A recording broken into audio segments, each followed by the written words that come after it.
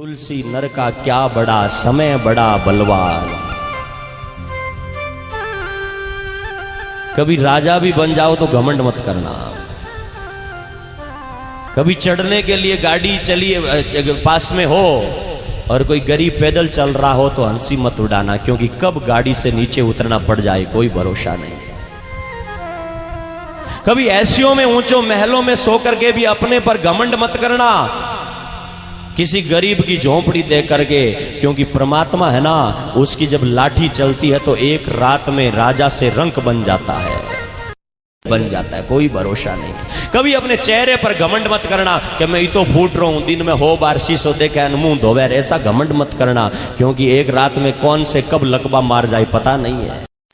कोई चीज का घमंड नहीं। तुम्हारे पास में जितना जो कुछ मिला है ना, सुबह सुबह उठो तो मेरे उस परमात्मा का धन्यवाद करो कि रूप भी तेरा, धन भी मेरा, परिवार भी तेरा, सब कुछ तेरा है और तूने दिया है, बस मेरा कुछ भी नहीं है परमात्मा। कोई घमंड ना हो। वो राजा जिनके आगे नौकर चाकर सेवक यूं यूं आंखें टेढ़ी हो जाती तो जी हुक्म साहेब, जी हुक्म खड़े थे। आज वो राजा नंगे पांव चल रहा है, पैरों में कांटे गड़ रहे हैं, रो रहे हैं, आंखों में आंसू है, और तारा देवी पीछे पीछे चल रही है। कौन तारा देवी? जिनकी दासी जो है वो हमेशा हाथ जोड़ करके खड़ी रहती है, अपने पलंग से नीचे पैर रखे तो भी हथेली तैयार है महाराज। ऐसी रानी आज शेर शेर सोनो पहरती, मोतीड़ा मरती भार, घड़ी एक झोलो बाजियो घर घररी। क्या बजा? वो रानी रोते हुए चल रही है, आंखों में आंसू को लिए चल रही है वो, और जब देखा कि मेरे पति के पैरों में कांटे गड़ रहे हैं, इधर उधर देखा, रोई, कुछ भी नहीं था, तो अपनी साड़ी का थोड़ा सा पल्ला फाड़ करके उनके पैरों में पट्टी बांधी। प्रकृति रो रही है कि हे विधाता तूने कैसे लेख लिखे हैं। राजा रंक बन गया है, और जब गरीबी आ जाती है ना, मैं तो भगवान से प्रार्थना करूं कि परमात्मा ऐसे दिन किसी को मत देना।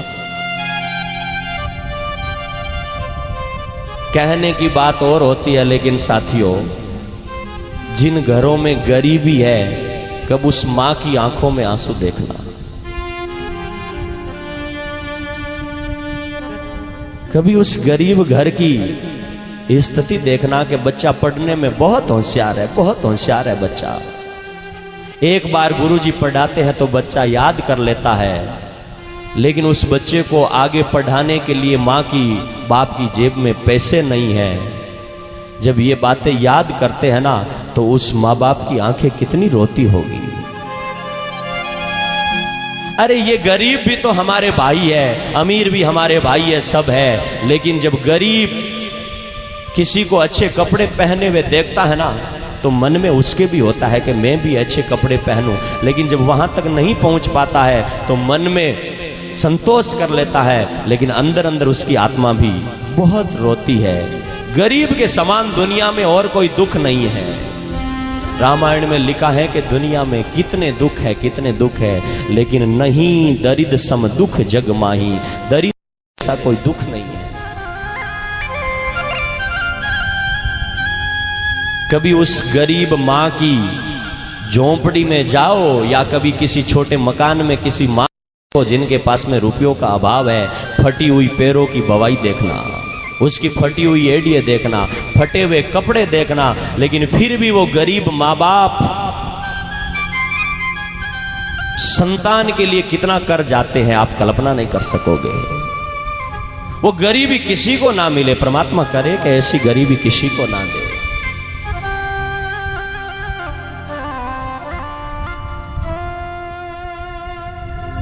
गरीब बाहर बाहर से कई बार हंस भी लेता है, लेकिन अंदर से बहुत टूटा हुआ होता है कई बार।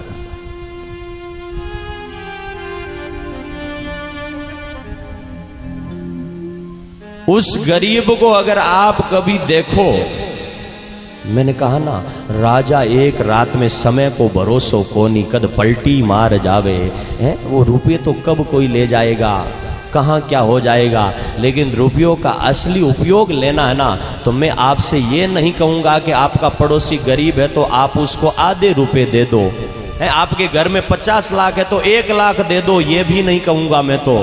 मैं तो कह रहा हूँ कि अगर किसी गरीब का आशीर्वाद लेना है और सच में नर रूप में नारायण का आशीर्वाद लेना है ना, तो वो परमात्मा सब देख रहा है, और आप अगर 1 दोगे तो आपको लाख वो देगा। इसलिए कभी अब स्कूल में फीस का टाइम चल रहा है, अगर कोई बच्चा पढ़ने में होशियार हो और आपके घर में 1-2 बच्चे हो पढ़ लिख करके योग्य हो गए हो, 2-4 नौकर हो गए हो, तो किसी गाँव में ऐसे गरीब को खोजना के जो पढ़ने में बच्चा 7वीं 5वीं 8वीं 10वीं जो भी है बहुत होशियार है, लेकिन फीस नहीं भर पा रहा है। आप किसी को गांव में पता मत लगने देना और चुपचाप जाकर के उस बच्चे की फीस भर देना।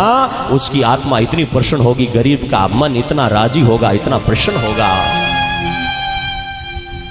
और दूर जाने की आवश्यकता ही नहीं है। अगर एक भाई के पास में करोड़ों की संपत्ति है और एक भाई कमठे पर जाकर के 300-400 रुपए की मजदूरी कर रहा है, लेकिन तुम्हारा भाई, कई बार ये देखा है कि आदमी रोते हैं। एक बार एक आदमी मेरे पास में भी आया, महाराज क्या करूं, मेरे संतान नहीं है, रुपए तो बहुत है लेकिन संतान नहीं है। एक संतान थी, वो किसी कारण से चली गई, धन बहुत है। मैंने कहा परमात्मा की मर्जी होगी तो उन्होंने दिया था, लेकिन वो वापस ले गया तो शायद उनकी रजा है नहीं, और होगी तो वो फिर दे देगा। लेकिन तुम्हारे भाई की संतान को गोद लेकर के और उनको पढ़ा लिखा करके योग्य बना दो, उनकी अपनी संतान मानो, परमात्मा तो उससे ही राजी हो जाएगा, भगवान तो उससे ही प्रसन्न हो जाएगा।